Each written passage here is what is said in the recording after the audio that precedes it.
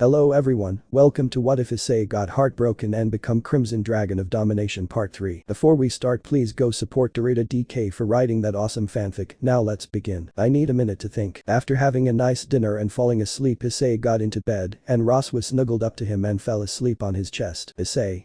Maybe this time will be different. He put his arm on her back and she came closer to him. He smiled and closed his eyes, getting comfy. The area around him turned into a black void, but then a door appeared front of him. Issei. Where am I? He looked around from the door and found himself in a forest while it was raining. He could feel the droplets hitting his body, but he wasn't getting wet. Issei. Why does this place look familiar? Instant crying. Issei. Crying, Mom, Dad, please let me back and I promise I'll be good. He looked towards the crying and saw his younger self crying by the doorway of his house before the Gremory upgraded it. Issei. Is this a memory? Drake, where are you? He didn't get a reply, but continued watching his younger self. The small boy walked away from the house and just went to the forest. Small ice. I don't need them, I'll look after myself. Sniff. He found a small cave opening. He threw a rock in and heard it bounce almost instantly and rolled back to his feet as he walked in. He found it to be super small. No large animals could live here and he sat down in his cold wet cloths. Issei. I remember this night I thought I was going to die, but I didn't. He watched as his younger self started to fall asleep and just passed out, his body turning white and not moving. Issei. Wait, how am I watching myself like this when I passed out? He watched as a bright light came to him and then touched him and then left and his body got its pink back and he watched himself sleep. Issei. Confused, what the heck? Now you know what happened, my old friend. It was the world around him that started to implode on, then it shook him awake. Roswas held him, crying her eyes out. He gasped for air and took a deep breath and grabbed Roswas back to show her he was awake. Issei. Catching breath, holding Roswas, what's going on? Roswas. Crying, you turned white and went ice cold. I thought you died. Issei. Relax, I'm okay, nothing is going to happen. He just held her while she held him for dear life, like if she let go, he was going to die. After a few minutes she passed out, but her grip strong on his body. He laid her back down and put the blanket over her and he felt her slowly getting comfy back in the warmth. Issei. Drake, what the hell happened? Drake. I don't know, I was alerted when you went cold. I tried to call you, but I couldn't reach you. You were pulled into some sort of trance and it did something to you. Your body seems to be adapting more to the fire in your system and it's bound to make more changes. Issei. But am I dying? I need to know what's going on. Drake. You are most certainly not dying, but I am reading a power growth, but I think this is good. I think the sage magic is affecting it in a good way. Perhaps this is what your magic power would have been before I came along and before you died by the hands of Rainer. Issei. We can sort it out tomorrow. I need to handle Roswas and the others first. I know they're going to find out. Drake. I'll keep monitoring it for you. Issei. Thanks, man. Issei looked at the clock and saw it's roughly been about 4 hours since they went to bed. He closed his eyes and then fell back to sleep. The next morning Roswas woke up seeing she was being held by Issei. In his sleep memories from last night she felt his body and to the touch it's warm, but something seemed a bit off. On closer inspection of his face, she found what looked like small traces of fire were moving through the markings on his body. Issei opened his eyes and saw Roswas so close to his face. They looked into each other's eyes, then started to draw closer. Then she sneezed and brought them both out of their moment. They sat up, both having huge blushes on their faces. Issei. Blushing. Good morning, Roswas. Roswas. Blushing. Morning, Ice, how are you feeling? Issei. Blushing. Okay, thanks. Drake said I was pulled into a trance or something, but it's affecting my fire and it's a good thing. I think when it got stronger my body went cold, then rushed back to normalcy when I woke up. Roswas. Blushing. Oh, that's good. Issei. Blushing. Hey, how long were you holding me like that? Roswas. Blushing. I don't remember, it was a while though, I really thought you died. Issei. Blushing. Thanks for caring. Roswas. Blushing. Why wouldn't I, you mean a lot to me. Issei. Blushing. Well, it just feels nice, that's all. They couldn't look at each other. There was an awkward feeling between them. It wasn't a bad feeling, but a feeling that couldn't be ignored. Buzz. Issei. It's my phone. He took it and saw it was a call from Irina. He answered the phone and saw her with Riaz and the others. Issei. Blushing. Morning. Awkward smile. Irina. What happened? Roswas. Blushing. I'll take it from here. She took his phone and centered herself in the center of the screen. Roswas. So last night while we were sleeping Issei's body went ice cold and he wasn't responding to me waking him up. I thought he died and he wasn't responsive for a while, but then the heat rushed back to him. He woke up. This morning I was looking at something that looked like fire moving in his skin and he woke up and that's all that happened. Ravel. Is really all that happened? Issei. Blushing. Yup, that's all, just caught me off guard is all. Roswas. Blushing. Same with me. Akeno. Well, besides your awkward morning, how's the treatment been going? Feeling better? Issei. I'm in bliss, but other than feeling pretty good. Kaneko. Are you using bedroom arts? Issei. Yup, she said it would be the most effective and to look at it like you are intertwining your souls together while we are being intimate. Hineko. Dang, you got to bang the Osaka, consider yourself lucky. Issei. Well, we did go about 5 rounds and she couldn't really walk after, so I assume she's happy. Zenobia. Have you made it official? Issei. Well, I want to say yes, but it's a bit too soon. I'm going to see her in a few minutes. We are going to have morning sessions, then I train for the rest of the day. I managed to come up with something new that hopefully doesn't blow up in my face. Rias. Well done. So Issei, I have a question about your songs that were released yesterday. Issei. Oh, yay, that dropped yesterday. Yay, I have nothing to say about those. I wrote them, sang them and produced them. I haven't seen the videos for them yet. Akeno. So you don't know what they look like? Issei. No, I was told the video will be handled and I don't need to show up for it, so I'll see it when I see it. The girls kept quiet. He could see something was wrong, but figured he'd look into it later. Arena. So, how's the princess? Issei. Oh, she's alright actually, very happy to see me again. Yosaka was telling me about it last night when she fell asleep. Arena. Too cute, man. So Issei, have you been okay mentality? Issei. Relax my love, I'm alright, trust me, I'm apparently getting stronger. Roswis. Screw it, take your shirt off, I want to see where these fire lines are going to, I can't stop seeing them. Rias.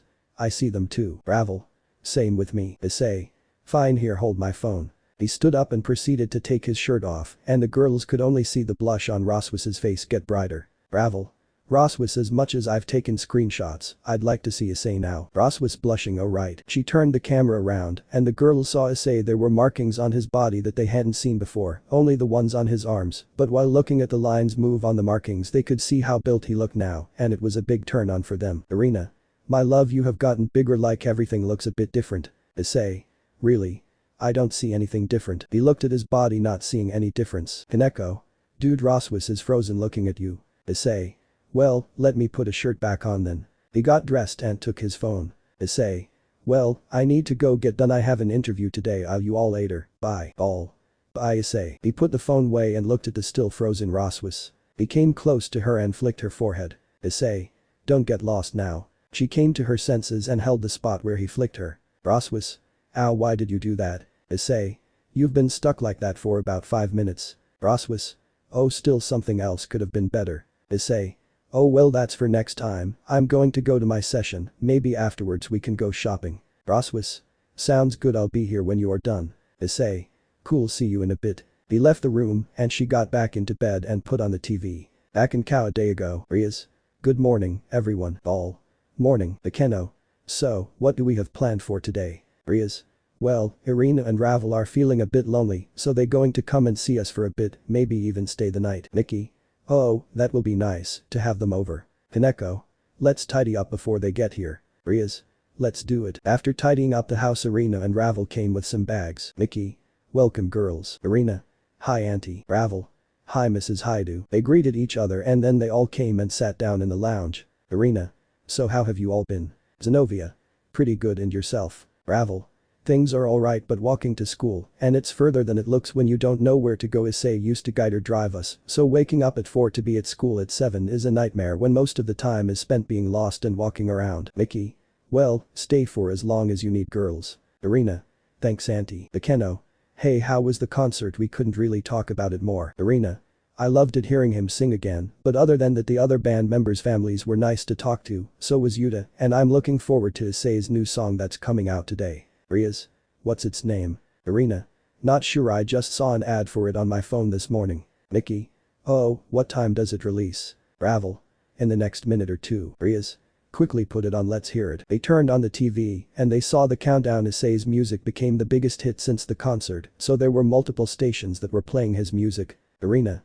Alright, let's see what the song is. It started with a video of someone who looked like Issei with a girl with red hair and they were all being flirty, then other girls came in all matching hair of one of the girls, and then the video continued playing with him having a fight with each of the girls and then being left alone and showed how he started writing the song. Rias. Sad confused, is that meant to be us? Akeno. Sad confused, were we that bad to him? Asia. Sad, is he still angry with us? Mickey. Confused, I'm really confused about it. I'm sure the girl with the twin tails was meant to either be Irina or Ravel or both, but he fought with all of them. This video makes no sense. Zenobia. Sad, maybe we should ask him about it. Irina.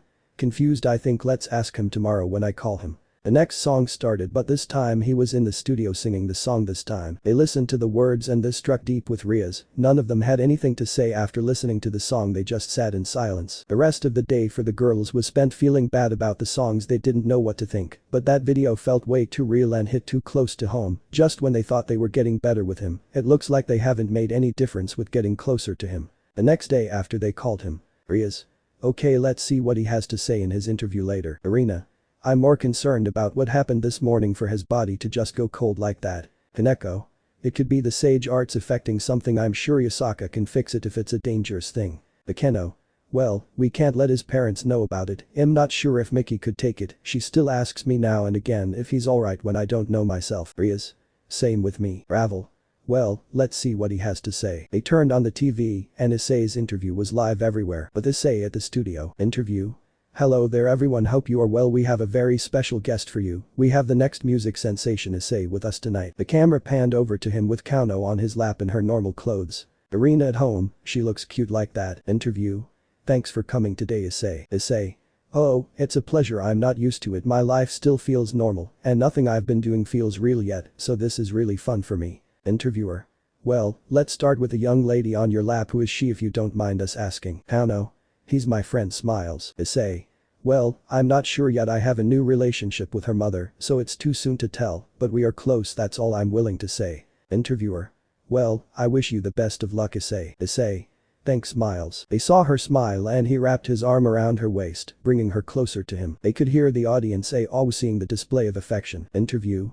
So, as you know, you released 2 new songs and made over 1 million streams, listens and purchases in one day, how do you feel? Issei.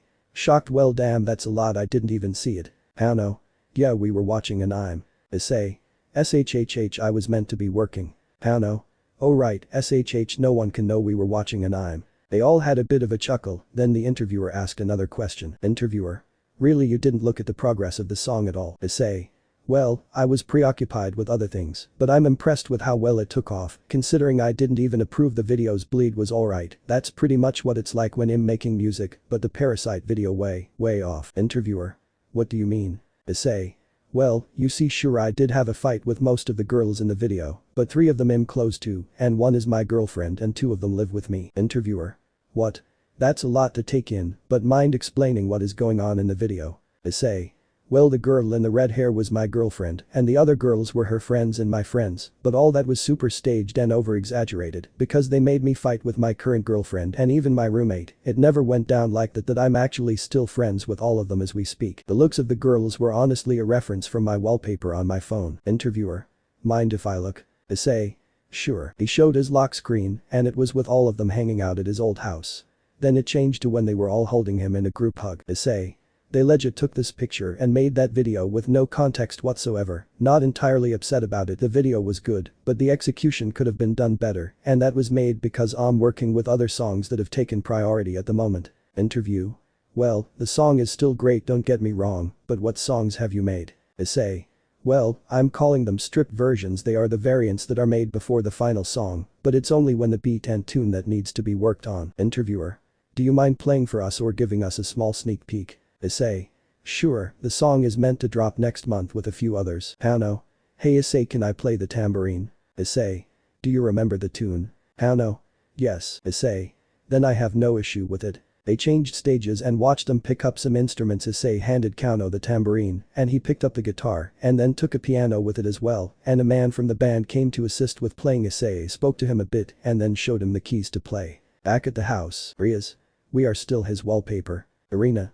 Yeah, he said you don't just stop loving someone, he's still trying to figure out his feelings, but I do suggest don't talk about it even around me, it's a touchy subject because he feels he doesn't deserve me in his life still, so it really is a stressful topic for him. Asia. I see, have you heard the song he wants to play? Back at the studio. Issei.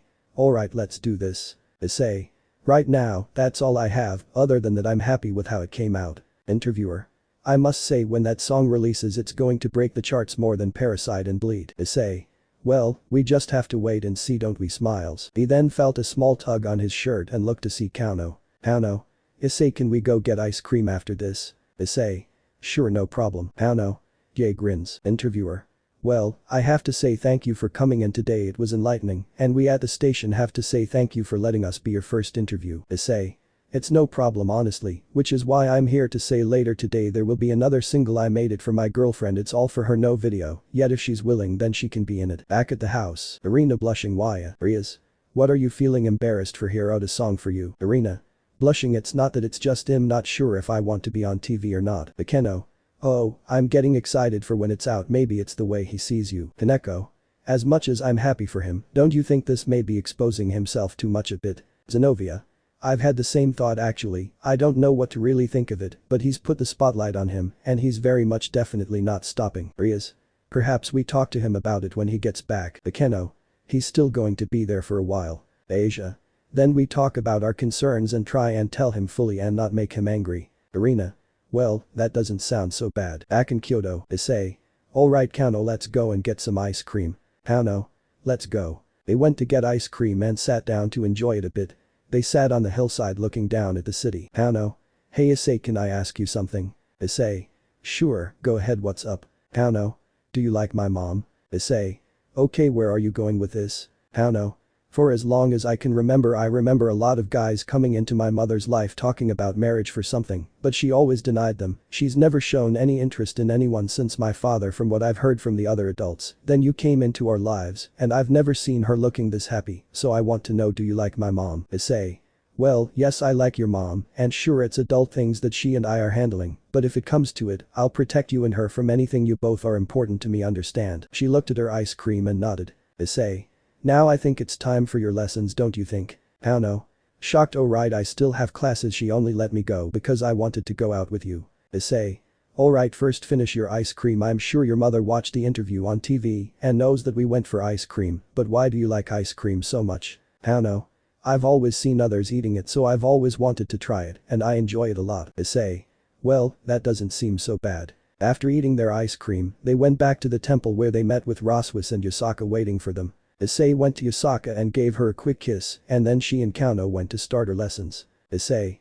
Alright Roswis, it's you and I now, where do you want to go? Roswis. How about we go get some clothes for you and me? Issei. Why me? Roswis. Are you serious? You hardly fit into your old clothes, you grew a bit and looks like the last. To be honest, your dad isn't that tall to really begin with. Issei. What? Roswis.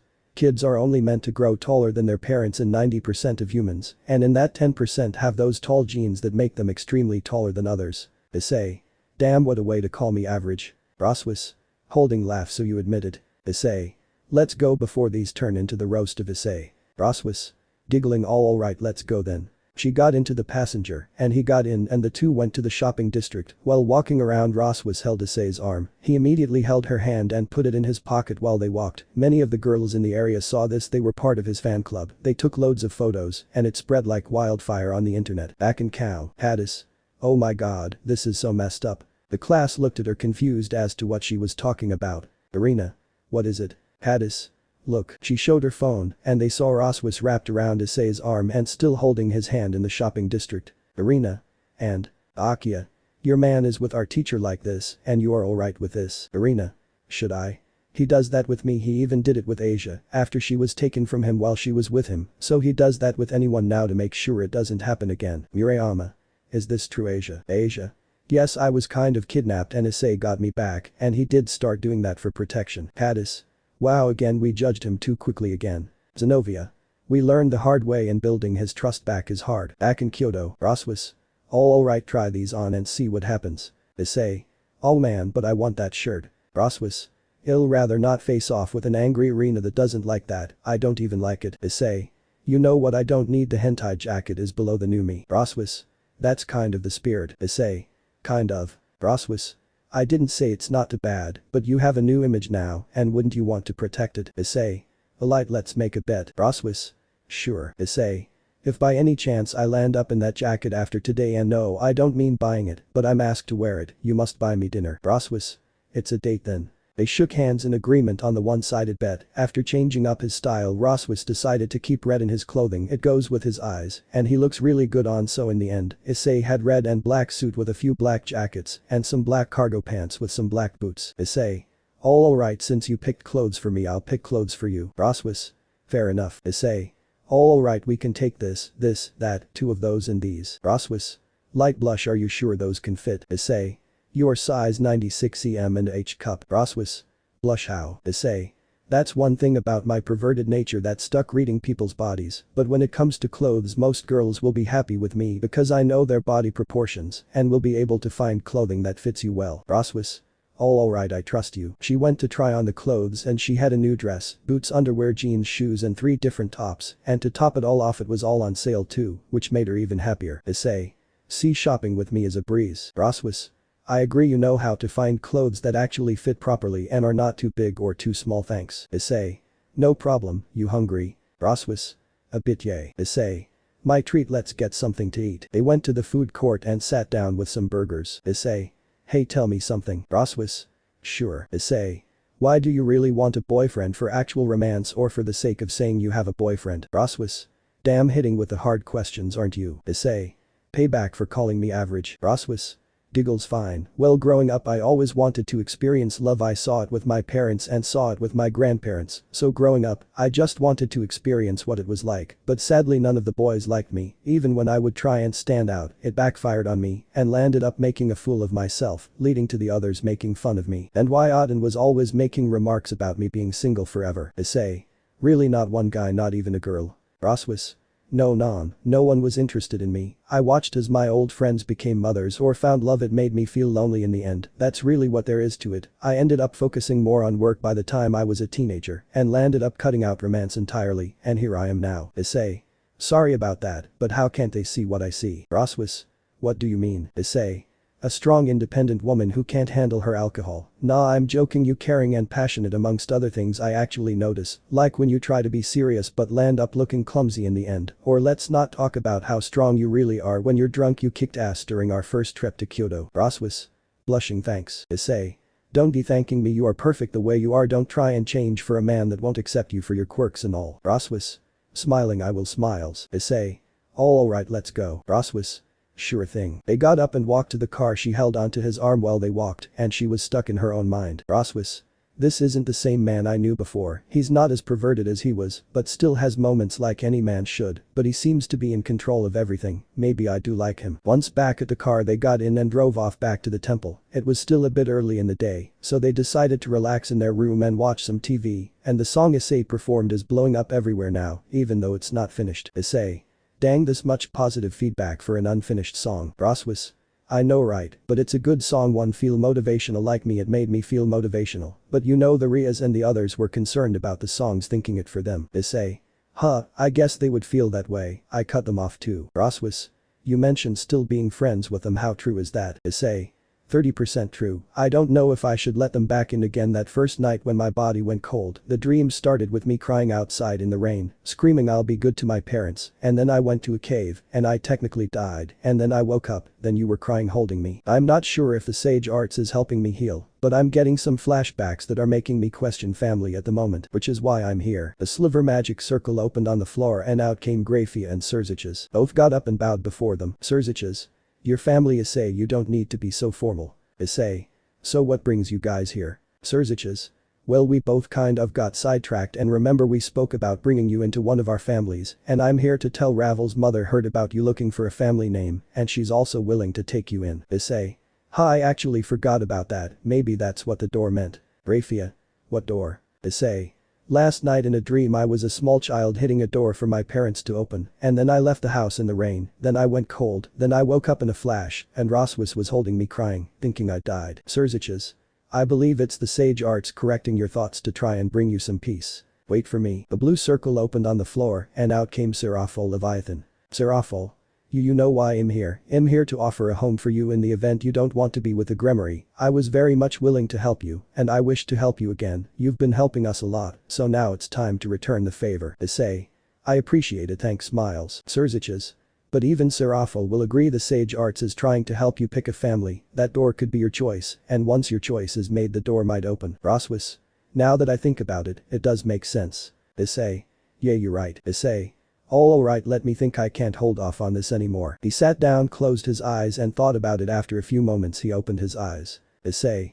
How does Issei? Calm before the storm. Issei sat in front of Surziches, Grafia and Roswis and thought to himself. Issei.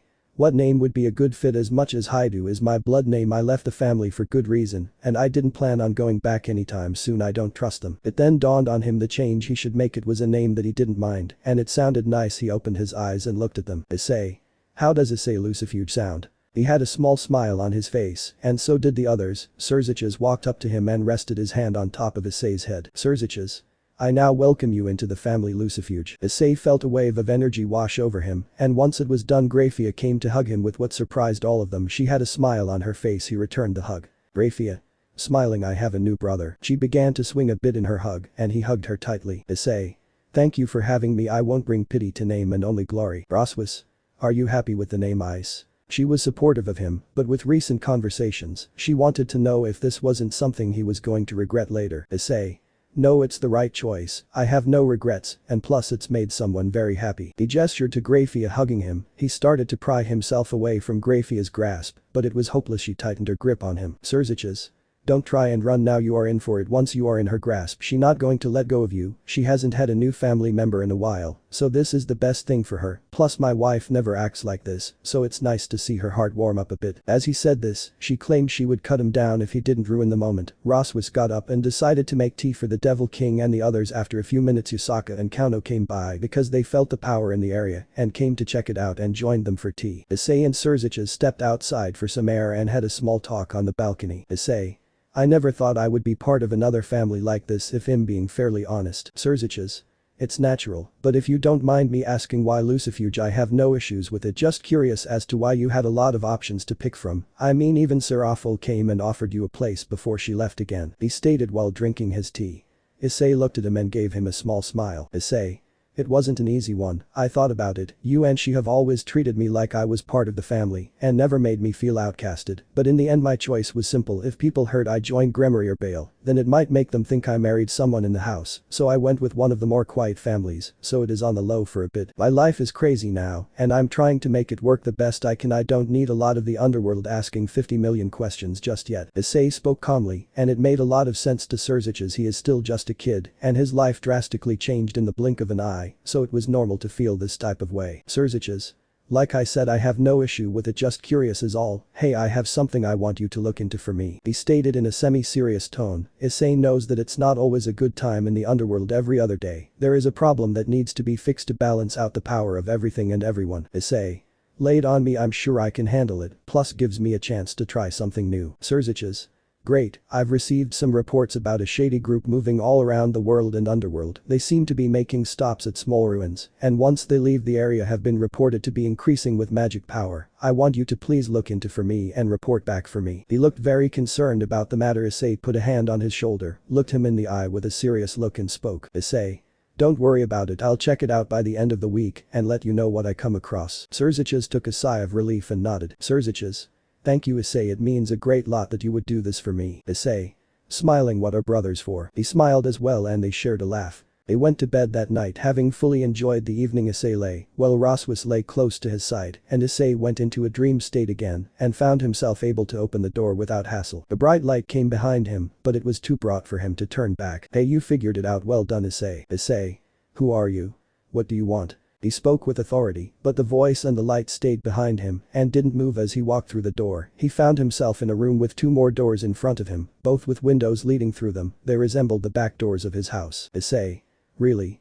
More doors, what is the end goal here? He looked at the door and as he looked through one he saw something he didn't think was possible. He saw him and his first ex Rainer living happy lives. It seemed she didn't kill him, and as he touched the door it turned black once he touched it. He looked over to the other door, switching between orange and red. Constantly he looked through it and saw himself with Irina and Ria's enjoying life. Issei.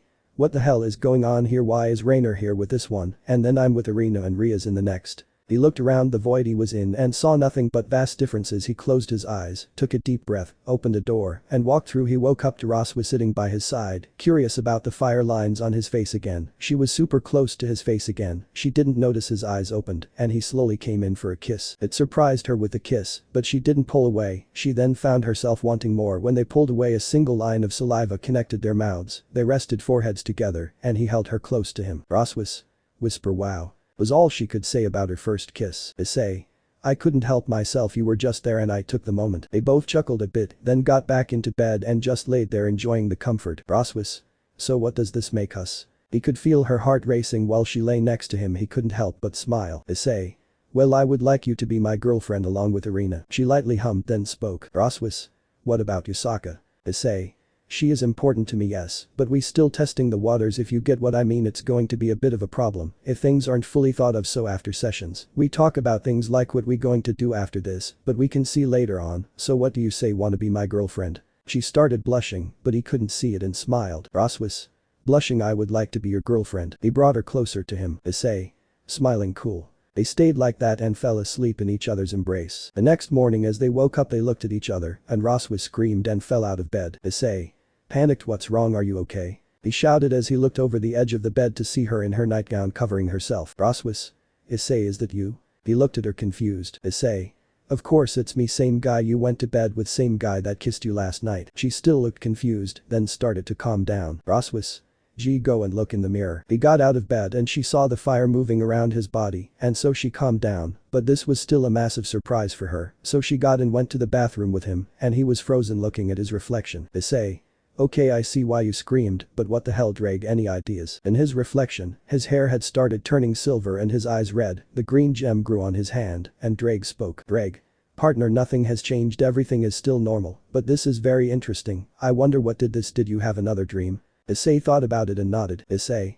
Yeah, I did, but I don't think that would have an effect on this. Roswis walked up behind him and came into his view. Roswis. Perhaps this has some relation to becoming a Lucifuge. They went silent for a moment, then his phone rang. He left the bathroom and went to answer it, and when he did Irina and the others all appeared on screen. They didn't say anything, but the silence said it all. Issei. Yeah, I know, I just woke up, I have no idea what happened. Roswis came into the picture. Roswis. Tell them about yesterday, you have to. He looked at her and then nodded. Issei. So yesterday Surziches and Grafia paid me a visit and asked for me to pick a family to join, and I joined the Lucifuge family name. Silence continued to speak for all of them, then Irina spoke up. Irina.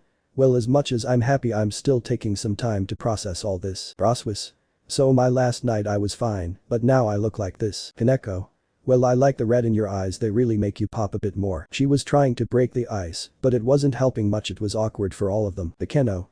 Yeah, it actually does look good, but like Irina said, it is a lot to process. She was taking screenshots without them noticing. He was always looking better each day, her heart was racing, she wasn't going to miss this chance. Issei. Well, as much as it's nice to talk to you all in the morning, I need to talk to Yusaka before I have guards attacking me because they don't recognize me. I already scared Roswis out of the bed. She started blushing and nodded. Irina. Okay, we will see you tonight, and maybe you can explain when you get here. Issei. Alright, see you then. They nodded and put down. Issei. I can see this is going to be a weird thing to explain to my fan base. He looked at Roswis, but she didn't say anything but was pouting. Issei. And why are you upset? She only returned a mumble and crossed her arms. Issei. Are you pouting because I didn't kiss you this morning? She started blushing and nodded. Issei. Then just say so. He chuckled a bit and then gave her a deep kiss, and she smiled after. Issei. Alright, now I need to go and explain a few things before more misunderstandings happen. She nodded and smiled at him. Roswis. Right, okay, have fun, I'll be here ready to leave when you are. He nodded and left. Time skip. We find Issei and Yusaka lying on the ground covered in sweat and out of breath. Yusaka. Out of breath, that was amazing. She wrapped him up in her tails and he wrapped his arms around her. Issei. Well, I do now have my stamina reaching new heights. She just snuggled up to him and listened to his heartbeat and he spoke. Yusaka. Hey, I was thinking what happens after this. She looked up at him with a smile. Issei. I thought the same, I like this between us, I want to keep you close to me. She was shocked, to say the least. Yusaka. Wow, I don't know what to say. Issei. I want to keep what we have here, it's the first for me, and I knew that I would develop feelings for you, and I want to keep you close. What do you say, want to be one of my girlfriends? Yusaka. What's there to say for me? This is nice because out of all the suitors in my life, none of them have enticed me like you have. They only wanted me for my body, and they didn't really interest me in any way. As a yakai, you can tell when someone has ulterior motives, and as such when we first met I could see past your other habits and see the kind and loving heart that you have. He placed her hand on his chest, and it was like the magic surged. He could feel her emotions toward him, and he could feel it all. She was completely in love with him, and he was able to see the way she felt. He came in for a kiss, and she kissed him back. When they pulled away, he spoke from his heart. Issei. I promise I won't never let you cry and I'll be there for you no matter what. If you need me I'm here. I won't let you have any worries and I'll come and visit as much as I can." She tightened her grip on him and smiled. He was happy. Things started looking like it would do him better. After their last session, he explained to Kauno that something came up and he had to leave a bit early, but he was going to come back and visit. She was sad that he had to leave again, so he gave her a kiss on the forehead and she was shocked and gave him a tight hug with a big smile on her face. "Issei. I'll be back, I promise that." Isaka smiled at him and gave him a hug and a kiss. "Isaka. I'll see you then, lover." He nodded, then helped Roswis with the bags and then they got into the car and drove off. Isaka and Kauno were happy that he'd become a strong point in their lives and hope it continues to be this way. Roswis. "Hey Ice, where are we going home? Is it in the other direction?" He looked at her quickly. "Issei. Oh, I have another interview in Kyoto that I got this morning and we can quickly go to it and then from there, plus given my current looks, well I still have a bit of brown in my hair, I can make others think that I just stopped dyeing my hair and there won't be much question about it." She thought about it and could see it working. "Roswis. You know that's not a bad idea. You can also mention that it's been something that's been with you for a while now." He nodded in agreement. "Issei. That's the point, people who know me are going to be asking questions about it, so I can also say that it's something that started recently for something to that effect." Roswis. "Want me to come in with you or do you want to go in alone?" She said this in the event he wanted her by his side while going through this. "Issei. You can come with me. If I'm with anybody when they want to interview me, then I don't mind bringing along that person." She smiled and took out her makeup bag. "Roswis. Then I need to be ready." He just smiled and drove on. Back in Ku, Irina and Ravel had their bags packed and then they were waiting for Issei to come back today. After a few days without him, they had, as one would call it, an emotional break. Nothing big happened during the time he was gone, but they were curious to what was going on his side and the change that happened. They didn't expect that from him, nor the joining of Grayfia's family. When Riaz went to ask her brother about it, he told her not to worry about it and it was bound to happen anyways. So now they find themselves sitting in the living room with Mickey and Gauro, who know that he's coming tonight. "Mickey. Girls, are you sure you have everything?" Mickey asked Irina and Ravel to make sure they weren't missing anything. Irina. "Yes auntie, we have everything, don't worry about it." She smiled and Mickey giggled a bit. "Zenobia. Let's see what's on TV, shall we?" Zenobia picked up the remote and started flicking through channels and again Issei's new interview was live on TV and Roswis was sitting next to him. "Asia. Oh look, Hess on TV again, his hair doesn't look so bad on TV." "Auro. What's going on with my son's hair and eyes?" He had a concerned look on his face, then they heard Issei speak. "Issei, well it started recently, I'm not sure why though, but it did start with 1 or 2 hairs, then I just dyed it back, it really started to show, but I'm going to leave, it looks cool. Plus I had my friend here take a look and she said it just looks like a natural color change, so I don't mind it." Roswis. Smiling, "He scared me out of bed when I saw it when I woke up." She was smiling and giggling about it and they held each other's hands. Then the interviewer asked the question that made the others' hearts race. Interviewer. Smirking, "Are you two dating?" Issei smiled and spoke. "Issei. Let's keep that secret, shall we, but she is very close to me." Interviewer. I see, no matter, it's only going to make your fans go wild with the theories." Issei chuckled a bit. Issei chuckling, "What are the biggest ones?" Interviewer. "You have a daughter who was with you in your last interview." Issei scratched the back of his head and smiled. Issei. "Well, I can see why they would think that, but it is too soon to tell her mother and I more or less started a relationship, so it's too soon to think that far just yet, but so far looks promising." It shocked the world. That statement alone just started blowing up X to try and find the mother and his girlfriend, and it caused Irina and the other girls to start giggling, knowing he's fond of Kauno. But Mickey and Gauro shocked, thinking they might have a grandchild already, but then they were brought back to their senses when the interviewer asked another question. Interviewer. Could you sing us a finished song that you worked on? You can use this time as a free advertisement if you wish. Issei stood up. Issei. Okay, get me a soundboard and a guitar and keyboard. The staff quickly got him what he wanted and then he set up. Issei.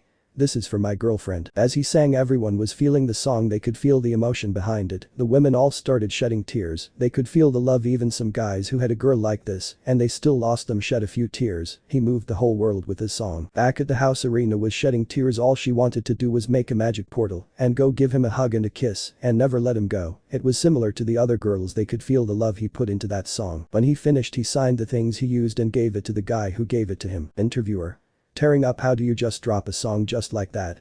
Without warning to sniff. He screamed in excitement and the live audience was giving a loud round of applause. Issei. I don't know, I base a lot of the songs on real things that happened to me and recently she's the one that saved me more than she knows. Smiling. Interviewer. Issei. Lucifuge, thanks for coming today, it means a lot that you gave us some of your time. Issei. It's no problem, it's becoming fun doing these. They shook hands, and he then walked to Roswith, wiped her tears and kissed her on the forehead. She held his arm, and they walked out of the building and got back into his car. Time skip. Issei booked a cow, and they arrived a little after 8 p.m. He walked into the house and was met by Asia, who hugged him. He hugged her back, and Roswith and Issei followed her to the others who were busy setting the table. Issei. Hey, we here, he said loud enough to get all their attention. Upon seeing him, he was much more built and slightly taller than last time, but he looked to be in better spirits. Mickey. Welcome back, Issei. Mickey was the first to greet him, then his darling girlfriend, who gave him a tight hug and showered him kisses, and roommate, then the rest of the girls. Issei. So what's been going on since I left? He sat down and the others did the same, getting ready to eat. Riaz walked into the room with a pot of food. Riaz. Oh, nothing too eventful, just been handling things here and there, but what about you? You dropped 3 huge hits in less than a week. She placed it on the table and looked at him. Issei. Yay, I've been working on them more, to be fairly honest, but other than that I feel better in every way and form. Mickey. That's great, Issei, but do you mind explaining what's actually going on with your hair? I'm a bit concerned about it. Mickey spoke calmly to try not to upset him, but he looked at her. Issei. Well, before I left the house a few hairs started changing and it just started getting worse, so I just stopped trying to hide it entirely. It's not hurting anyone, is it? Asia. No, it's not, it's just weird and a bit of an adjustment is all, but I do like the single streak that it made. She tried to get the topic off him because she could see that both of them were going to say something to set him off. Garo. Son. Issei. I'm not your son, I haven't forgiven you fully yet, but yes. They could see it, he was still hurt from their actions and started to tread more lightly than before. Garo. Right, I just wanted to know about the little girl that we saw in the interview with you. Issei. What about her? You'll meet her when you meet her. For now don't ask about her, please. Like I said in the other interview, it's too soon to say anything. Irina. Issei, breath, please try and relax a bit. He looked to his side and saw Irina holding his hand to try and calm him down. He took a deep breath and nodded. Kaneko. Did the treatment help a bit in terms of your mental stability? I'm asking because it's meant to put your mind at ease. He could see they were all worried about him. Issei. It did, but since the first night I've been having nightmares of my childhood, like when I was locked outside and then went to sit in a cave. Mickey and Garo went white when he said this. Issei. The last thing I remember was I was cold and then I slowly closed my eyes and then I woke up, that's it, it's irritating me again. Irina. Auntie, what is he talking about? They looked at Mickey, she was just shedding tears and Garo wasn't faring any better. Mickey. Quietly crying, I can't say, was all she could say before fully breaking down. Along with Garo, the two went to the other room to allow them to contain themselves again. Zenobia. Issei, how did you get locked outside? Zenobia was curious and asked a question they all wanted to ask. Issei. I was locked outside by them in the middle of the night in the rain. I clearly remember screaming, I'm sorry for whatever I did, but I fell on deaf ears. He took a bite of his food and continued to eat. Kaneko. I'm sorry to hear that, but it seems the Sage Arts is trying to fix the damage from your past. I'm not sure how long it will take, but it won't stop till it's all fixed and you recover from it. Kaneko stated while the others listened and ate. Issei. Well, clearly it's something that would have messed me up, but now I have more questions than answers. Riaz. But you part of the Lucifuge family now, have you met Auntie yet or haven't you yet? Riaz tried to change the topic and it worked. Issei. No, Gracie and I was the only member I met, I'll probably meet them with time though. Why are you asking? Riaz. Well, the family is known to give the new members a gift tailored to them. When Gracia joined my family, she was given the gift to bear children. Most of the women in the Lucifuge family can't bear children, and she was one of them, so my family gave her the chance and ability to have children. Issei. I see, well then only time will tell. He took another bite and it was his last one. He sat back in his chair and closed his eyes, and they saw the fire marks move over his face again. Akeno. Issei, is something wrong? Akeno spoke softly, she didn't like seeing him like this, but she wanted to see if Hess alright. Issei. No, I have this headache and it has been like this since the last dream and it's still confusing me. What was it about? Ravel. Why not tell us about it? Ravel started looking into dreams or visions that attack the mind and break them down. PTSD affects everyone in different ways, and Issei is no exception. Issei. Once I made my choice and joined the Lucifuge family, I was able to open the locked door and I was able to walk into the house. No one was around, but there was a black door and then the second door was changing between orange and red. When I looked through the windows of doors, one looked like what if Rainer didn't kill me, and the second was Ria's Arena and myself just sitting on the couch. That was it. They all looked confused, but then Rainer's name made a few bells ring. Riaz. Issei, which door did you choose? Riaz was more concerned about the Rainer door, thinking that it could lead him down a path that would hurt him. Issei. I don't know what anything means, so I haven't chosen yet. Ravel. Perhaps it's related to a different type of trauma. They all looked at Ravel confused like she was talking crazy. Ravel. What I mean is that if you need to get past both doors, like the Rainer one if you go into it, you need to figure out why you fell for her and so forth, and with Ria's and Irina's door, that could represent your feelings, and need to either fix them or move on from them. It's just a thought, but it's your brain. I could be way off fixing things. Akeno. You make valid points. Actually anything could spawn from those doors. Akeno said, bringing him some tea to try and relax a bit. Issei. Thanks, but I'll figure it out, plus I have a job to do. Surziches asked me to check it out, so I'll go tomorrow and see what happens. Rias. What did my brother ask you to do? If you don't mind us asking, we could help if you want. Rias hoped he would say yes. They haven't spent much time with him since the incident, and she wants to see how Issei is in long-term times with them. Issei. Nope, Surziches only wants me to check it out. Azazel messaged me giving me some more information about it, and it turns out that it's creating some fluctuations between the overworld and underworld, so I'll go and take a look. All. Broswis. Okay, but just be careful, alright. Broswis spoke with concern. He took her hand and gave it a kiss. Issei. I'm always careful, alright. Ravel. Surprised. Whoa, when did this happen? Ravel had a massive grin on her face, and the others all got curious too, mainly Irina, who had a big smirk on her face. Issei, and Roswis started to blush a bit. Issei. About last night. Roswis covered her face with her hands, and Issei just warped his arm around her and kissed her forehead. Issei. Leave her be for now, it's new and we still working things out, alright. Ravel. Oh my dear Issei, it's only getting started. Ravel had a sinister look on her face, and Irina was just smiling. They all started laughing, and that night Issei didn't see his parents. They stayed in their room for the rest of the evening. Issei drove back to the apartment and went to lie on his bed. Irina.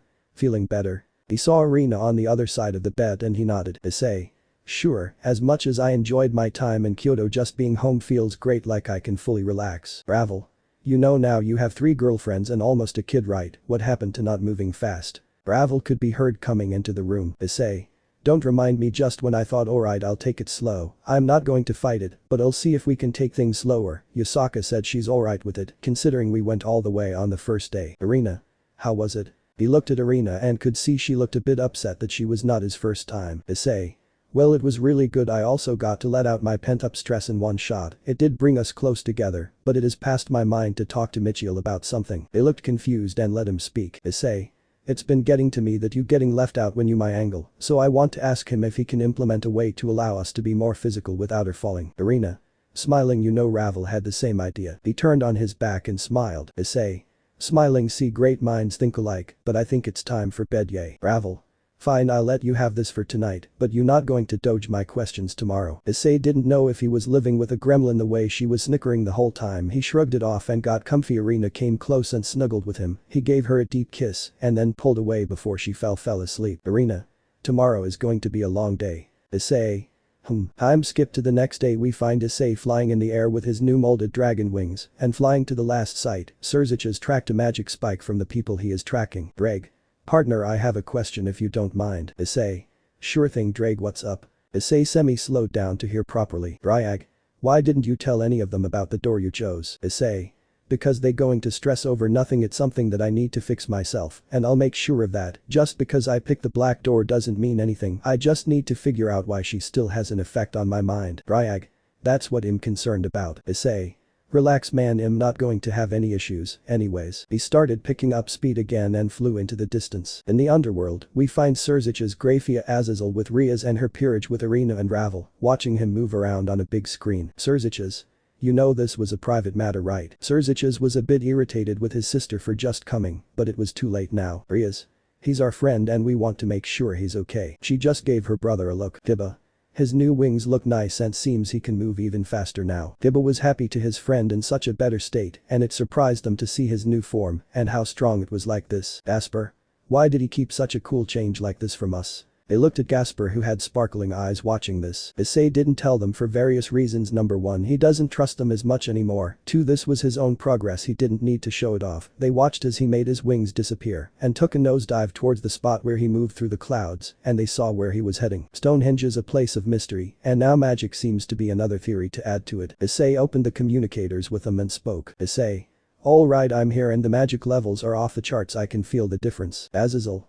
Issei, tell us what you find. We are watching you, but we can't see everything. Azazel told him as he landed. Issei. Got it, dang, it's heavy, super heavy here. He dropped the full armor and kept a sleek form of the armor on his arms and a bit on his body. He looked around the stones and didn't see anything, but then he saw a marker that he's never seen before. Issei. Hey, you seeing this? Surziches. Yes, we are moving on. Ajuka is already looking into it. Issei nodded and he walked to the center. It started getting heavier and heavier. Issei. What the heck is that? He started getting closer and closer. He saw an object he didn't realize, but he started losing connection to Surziches and the others. They screamed at him to tell him to watch his back, but it only made static at Issei's end, and they lost the connection. He got to the center, and there was a black orb in the center. Issei. Huh, what the hell is that? He walked closer. He saw a glowing orb. He touched it, which made it break and spread around his body, consuming him in darkness. He could feel it running around his whole body. His skin was crawling. He opened his eyes and found himself in the void. He looked around and saw the mass spreading around him, fully consuming him as it shut around him. He was brought back to his senses and saw the land around Stonehenge was burnt and some of the stones had some damage. He looked at his armor and it had some black and or darker accents to it. In the distance he could hear sirens coming closer to his location. Issei. Confused, what just happened to me? In the underworld they lost contact with him for about 5 minutes. When they got connection again they watched as he was confused and the connection was clear, then he just stood in the center, then took off into the sky again. A magic circle opened up and he came through it looking very confused. They were happy he was back. Issei. Confused, hey what the? He fell over and passed out, which sent them into a frenzy to check on him. As they got to him the black mass spread around. Rhea saw the mass and tried to catch it off his body, but it went around her hands and stayed almost intangible on his body. Ravel. I've never seen anything like this. They watched as it moved around his chest then stopped and he shot up taking in a deep breath. Issei. Coughing, what the hell? He saw the mass spread and disappear into his skin. As he looked up, he saw all of them around him freeze in confusion, and some of them had tears in their eyes. Issei. What the hell just happened to me? Fear of the future. Issei.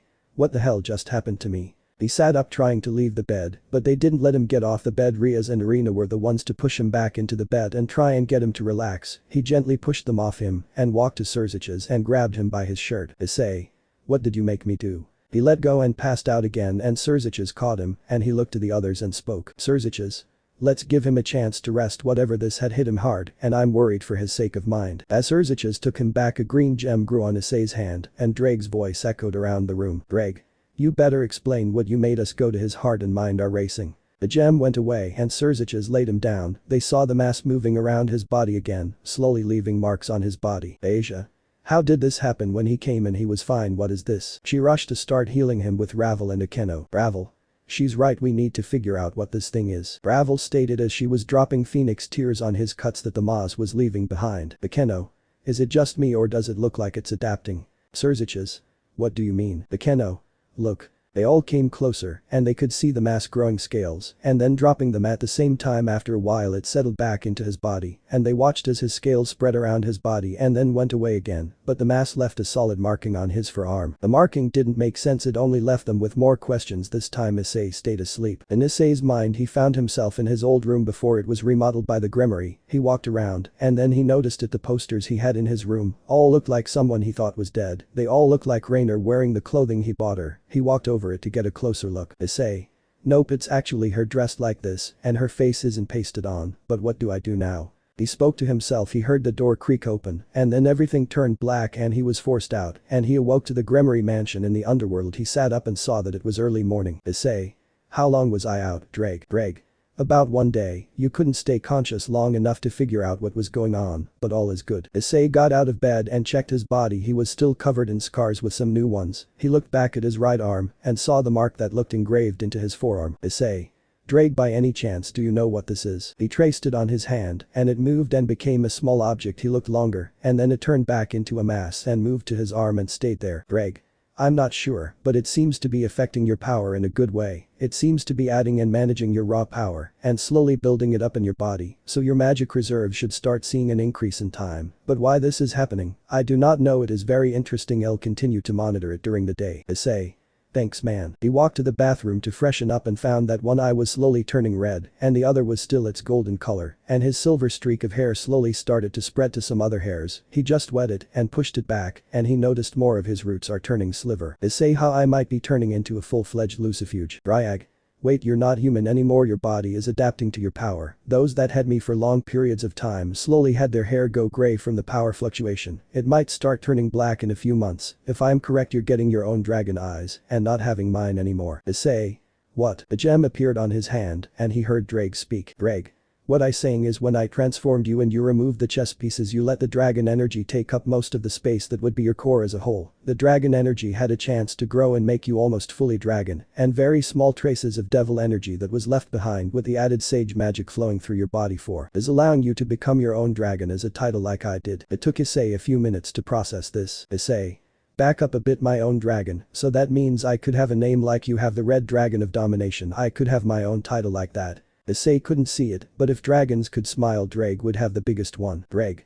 That's right, when the transformation first happened I thought you were taking after my traits: red scales, gold horns, fire, but now that I look at what you can do now, this was never my dragon aura, but your own embedded in mine, slowly taking over. You'll still have my abilities, but you're about to get your own, only you can ever have. Issei couldn't help but smile a bit. Issei. This is awesome, I can't wait to see how strong I can get. He left the bathroom and found some of his clothes on a chair for him. Issei, this was probably one of the girls. He got dressed and went downstairs to find them all eating breakfast in silence. Issei. Hey everyone. Before he could even step foot in the room, he was tackled by the girls. Irina Roswis Ravel was the first to get to him, the rest all followed suit after. Issei. Fine, I'll give you this because it's been a while. Before they could pull away, he pulled them into a hug with his wings and they could feel his warmth all around them. Then Alana. Oh my, this is quite an interesting morning, isn't it? Then Alana jokingly said as her husband and son and daughter-in-law with grandchild started chuckling with her when he let go. He gave a kiss to Irina and Roswis, then they went to sit. Issei. So I'm turning full-blooded Lucifuge. As he sat down and they all dropped their forks and nearly spat out their drinks. Rafia. Surprised, what do you mean full-blooded Lucifuge? Rafia spoke up looking super confused but surprised at the same time. Issei. You see, I still have trace amounts of devil magic running in me, but I believe the trace amounts turned into Lucifuge, so I'm gaining some features, but Drake said it also when I transformed mixed with the sage magic, it's allowing me to become my own dragon, which is why the hair change and the eye color. Again they were stunned. Zeotics. Amazed, of all my years I've never seen this before, but it's not unheard of. It has happened when a reincarnated devil has taken to the household hold they were in, but they had links to a higher level of power, and that power influenced the change. I actually wonder if your eyes would have turned blue and hair red if you joined the Grimoire, or even similar to my wife's features if you chose Bale. He added, looking at Issei's new upcoming features. Riaz. Well, looks like you have a new blood sibling. Hey Grafia. Riaz joked, and Grafia was just looking at him with sparkling eyes, excitement written on her face. Surziches. Issei, what did you see at Stonehenge? Surziches brought up a topic that was all on their minds. Issei. Nothing. Bekeno. What do you mean nothing? Issei. It was just darkness either spreading or consuming me, then I was spit back to reality. It didn't help them much, they were still in the dark about everything. Issei. Hey, can I go and talk with Tannen? Surziches. Sure, go ahead. He quickly ran outside and took off with a heavy bang, shaking the whole house. Irina. I don't think he thought that through much, did he? Roswis. Clearly not. But Issei. Oh, she is assume. He was flying even faster than he thought he would, and he decided to push it and burst off, breaking the sound barrier 4 times and leaving a bang as he took off. Back at the mansion. Bang. They all heard the sound of the sound barrier breaking. Irina. Oh yes, most definitely pushing his new flight limits. They all laughed thinking about him having some fun. But Issei. He arrived at the dragon territory, and when he landed all the dragons went wild, almost in attack mode, but when they saw him, they calmed down. Tannen. Issei, what brings you here so suddenly? Issei. Before I answer that, tell me why you all went crazy a few seconds ago. Issei asked and walked closer, and he noticed a few of the younger drakes start to back away from him in fear. Tannen. Well, my friend, you have a large amount of magic leaking off you and it's very unstable, making it hard for the weaker and younger ones to look at you with such a surge of power coming towards us. We thought we were under attack, he said, and he then sat down and took a breath of relief. Issei. Oh dang, sorry about that. Well, it's why I'm here, Drake said. I'm becoming my own dragon. He could see it on Tannen's face light up and watched him burst out into cheer, and so did the other dragon cheering his name. Tannen. Issei, you don't see how great this is. We haven't had a new dragon come into existence in the past 3,000 years, and you going to be the first. Have you noticed any changes in your powers? Issei could see Tannen's excitement. Issei.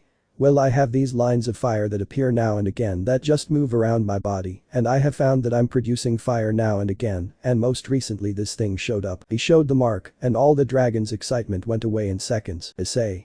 Guys, what's wrong? Tannen. Issei, how did you get that mark? Tannen asked in a very curious tone. Issei. Well, I went to investigate something at Stonehenge a day ago, and something attacked me, I think, and I was left with this. Drake said it's doing me better slowly. Tannen. Issei, do you know what that mark means? There was a very serious tone in his voice. Issei. No, I don't, can you tell me? Tannen. Yes, I can listen up. That mark is a curse given by the humans when they discovered magic, evil magic shifting matter and reality for their own gain. They used that mark to summon demons at one stage as well. In today's times the group has been very quiet, almost non-existent, but being marked by them isn't something that comes easy. That is called constructive form of magic that involves mind, soul and body. To channel magic in such a way that there was a time it was called curse techniques, where the users could manipulate and create devastating creatures that could end time if they did it right. There is a reason it's called a curse techniques. You are different from a normal magic user. Now you could outpower Surzich's Azazel and Michiel with them alone, creating as you see fit, but be warned, this doesn't happen to just anyone. If you come across anyone with these abilities, be warned, they will kill you and everyone around you. Issei was conflicted. Yes, it was helping him, but if used incorrectly he could suffer a worse fate and possibly die. Issei. Then is there a way to use it without the effects of the mark? He showed determination and a good resolve. Tannen. There is the one person that I've had the pleasure of watching use this curse was a sorcerer. He had the queen of the curses, a powerful and deadly curse that followed him from the day it was made by accident by him when his best friend died. There was another sorcerer that had the king of curses, and that thing was dangerous, both useful yes, but too dangerous for one person to handle. If not able to control that flow, you could make monsters of destruction if you don't channel this right. Issei. Alright, I'll do it, thanks for the help Tannen. Tannen. Always good to help a friend in need. Farewell Issei. Issei nodded and flew off back to the mansion at a speed again. Tannen. That boy is going to have so many hardships before becoming his own dragon. Dragon. Sir, could you tell what dragon Hess going to become? One of Tannen's underlings asked. Tannen. Yes, I do, and if he gets to that point he's going to become such a powerful dragon with those abilities, it's going to be a monstrous mix. Time skip to the next day. Issei. Alright, are you girls ready to get going? Issei was dressed in his school uniform and waiting for Irina and Ravel to get ready. He saw them come and they had an unusual look on their faces. Issei. What's got you both looking like something is going on? Come on, tell me. Irina. No, it's a surprise for later tonight, I promise it's a surprise. She had the happiest tone he'd ever seen her have. Even Ravel was excited for her. Issei. Sweat drop. Normally I'm really happy to see that you both are happy because it's my goal to make sure you are all happy, but this is a creepy amount of happy. They just smiled at him and they left for school. They got into his car and as he turned on the radio they heard one of Issei's songs being played. Issei. Should probably make another love song or something. The girls giggled in agreement. Once they arrived at school he got out and had a lot of the girls run up to him with no pads or shirts. He held up his hand and spoke. Issei. I'm not here for this, I'm here to learn, so next time, please. They all awed in unison and walked away from him. Irina. Hey Issei, how are you feeling? She took his hand while they walked. Issei. Well, I'm alright actually, I feel better but kind of on edge after what I was told. Ravel. You probably just need to rest up and properly relax your mind, Ravel stated with a grin on her face. Issei rolled his eyes and poked her side, causing her to be ticklish, and she blushed and ran off. Issei. Too easy sometimes. He and Irina could hardly manage to hold in their laughs, but once they got to class they calmed down. Issei went to sit down and his old friends came to him with stupid looks on their faces. Both lustful. Hey Issei, can you get us girlfriends? They said in unison. The girls of the class looked at them disgusted for the request and thought Issei was going to do it. Issei. Are you kidding me? You have to be joking. Mitsuda. Come on man, you have the fame now and girls are falling at your feet, surely you can spare one for us to even share. He had a disgusting look on his face. Everyone was even more shocked by what they asked, even Issei. Issei. You clearly don't get sarcasm. No, I'm not hooking you up with anyone, you aren't my friends, so why would I even bother to consider helping you? The class was relieved that Issei wasn't going to help them. Motohama. Fine, we will get a girlfriend with or without your help, he said as they both got up and went to sit in their seats. They clearly could be plotting something, but who knows what. Addis, this isn't the same person that used to peep on us, he's changed. We should apologize to him when we get a chance to talk to him. Addis thought to herself, looking at Issei taking a good stand about how he's going to use his fame. During class, they had a free period to either study or take a break during the period, so most of them chose to socialize with each other, mainly the girls sitting by Issei and some of the guys. Akia. Hey Issei, what's the name of this song? Akia asked as she took a seat with the now large group. Issei. That's a secret and no, it's not one song, it's 3 in 1, so no one can either make sense of it or to steal my work. Huh, that's smart man. Hey, can you tell us when you made that song for Irina? One of the guys in the group asked. Issei. I wrote it for her when I woke up at my lowest point and she was there for me when I needed her the most. He kissed her cheek while saying so. She blushed and smiled because it's for her. Excited screaming. They all looked up and there stood a tallish woman with red and white hair. Yuta. What's up guys? She smiled at them and Issei was shocked. Issei. Whining you to why? He got up and gave her a hug. Yuta. Is this the way you greet your friends? She said while poking his cheek. Issei. No it's not, but why are you here though, you could have called me? He said to her while looking at all the students in the hall looking at them. Yuta. Oh, the guys and I came to visit. We want to know if you want to come tour with us. Issei. And if I don't want to? I do still have school. Yuta's eyes started turning red and they all saw it. Yuta. Oh, alright then, wise guy, you play it like that, then sing off. Whoever gets more cheers from everyone in the school wins. If I win you come with, if you win you don't come, and I write a song for you. She had a proud smirk on her face and crossed her arms under her chest. Issei. Fine, since the guys are here they know the songs so I don't need to stress about it. They heard running in the halls and then looked to see the principal and some of the staff with the student council and saw Yuta talking to Issei. Principal. Mr. Haidu, what is the meaning of this? Issei. Oh, senseis and council members, first off it's Lucifuge, now it's my new family name. Sona. Sorry I haven't updated your registration yet. She fixed her glasses a bit, keeping eye contact with him. Issei. It's alright. Second, my friend Yuta here wants me to join her on tour and I want to finish this year's studies, so she proposed that we have a sing-off. If I win she goes and I win she writes me a song and I stay. The staff was shocked that he would rather stay than go on tour with her. The principal then spoke up. Principal. Mr. Lucifuge will allow you to go, but it's your choice and you are permitted to use the gym to perform. Yuta smiled. Yuta. Thanks, Miss Principal. Issei took a deep breath. Issei. Fine, you want this heat, then prepare to be burned. They looked at each other and only grinned. A few minutes later in the gym. Rias. Well, this is surprising, Rias said to Akeno, who was also happy to be here. Akeno. I get to see the boy I love to perform, this is just lovely. Unknown to her, someone heard this and got an angry smile on their face. Tiba. Yeah, I know, I mean it's one thing for him to just perform, but Yuta too, this is just incredible. Saji. Bro, you looking better too, Saji said, coming up to the group with the rest of the student council. Tiba. I am Issei and I am slowly talking again, so it's getting better. Kaneko. Issei-kun is treating us almost like normal again, Kaneko said with a small smile plastered on her face. Zenobia. She's right, but we are far from being like it as we don't really still know him. Irina. Oh, relax, I'm sure you'll get there sooner or later. It surprised them that Irina said this. They thought that she would be completely against it, but wasn't. Rias. Excited. Oh, it looks like it's about to start. She might have been just as excited as Akeno was. Sona and her peerage were surprised to see all of them this excited. Issei and Yuta stood on the stage. Issei. Hello everyone, happy to see you all here. This is a challenge between one of my close friends and me. Yuta here thinks she can outperform me. Little does she know I'm getting close to her level of followers. Yuta quickly took out her phone and looked and saw that he was getting close, about 300k away from reaching her 56 million followers across the world. Yuta. Oh hell no, I'm so beating you in this. Issei. Right, so the way it's going to work, since I'm lead guitarist for the band, I'll be playing the songs, but it's same when I perform she will either play or I will most likely help me, but since I'm a gentleman, ladies first, we have the principal and 2 staff members as our judges. They looked at the table and saw the principal with Azazel and Ross was sitting at the desk. They took position and they started. They watched as Issei lip synced the whole song while she sang. They looked at each other and went hard for the song and sang their hearts out. When they finished, they looked at the judges. Yuta. Alright, how was that? The crowd cheered for her. She took a bow in front of them. Azazel. Well, Issei, between the 2 lovely ladies next to me, we have given her 68 between the 3 of us. Each of us can only score a maximum of 25 each, so you need to get higher than 68, the highest you can get is 75. Azazel said into the microphone and the whole school heard it. Issei. I can get full marks for this one. He brought a stool for her and made her sit on it. Issei. Now watch how it's done. He started playing and the guys followed as it started. Yuta smirked and went to get a mic and went to assist with the song. He played and got the whole crowd going wild for the song, especially when he hit the high notes, and even surprised Yuta that he hit that high note and still managed to sing like this. When he finished the song, he took a deep breath and looked at the judges and they were all surprised. Roswis. Ice, when did you learn to sing like that? Issei. Before the first concert when I met Yuta, we had a contest to see who could hit the high notes. I was off by 1 pitch, which was what I used in the beginning. Why? Principal. Mr. Lucifuge, that was the whole reason I gave you 25. Issei. Oh sweet, so how much did I get? Because I didn't think she would start with our scream music. Azazel. Kid, before we even ask about the scream thing, you beat her and got 74. Issei.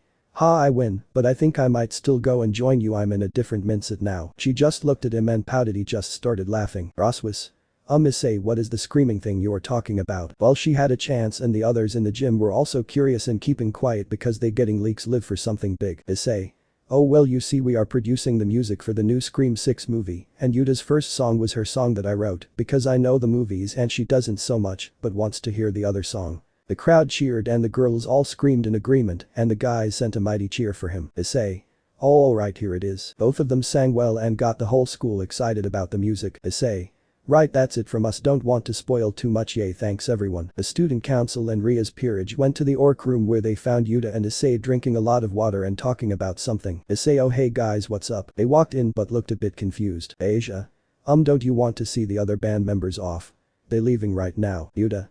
Nah, they said they need to go quickly, they have a recording session and Issei isn't fully on the album kind of. Issei.